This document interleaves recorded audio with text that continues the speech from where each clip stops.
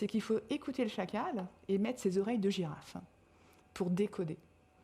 Donc c'est vraiment cette capacité, quand quelqu'un vous fait une remarque, de dire « Ok, là, il est chacal.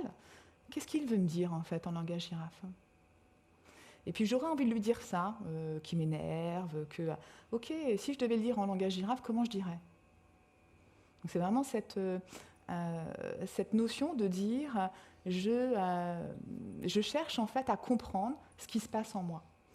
Et je vous disais, on a tous cette capacité à l'être, et moi j'ai beau former sur ces sujets-là, je suis aussi un beau chacal en puissance. Il y a vraiment ce qu'il faut retenir surtout pour moi, c'est que ça nous appartient. C'est à nous en fait de décider si à un moment donné on veut être chacal ou girafe. Quelquefois on va réagir très très vite, et donc le chacal aura parlé.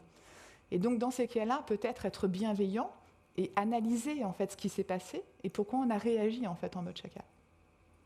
Donc, toujours de la bienveillance. Ce qui veut dire aussi que lorsque vous avez un moment, une situation tendue avec quelqu'un et que vous vous dites bon, c'est bête, il faut que j'y aille, il faut être sûr que lui ne soit pas encore en posture chacal. Et s'assurer que vous aussi, vous avez digéré certaines choses qui vous permettent d'accéder à vos facultés de girafe et non plus de chacal.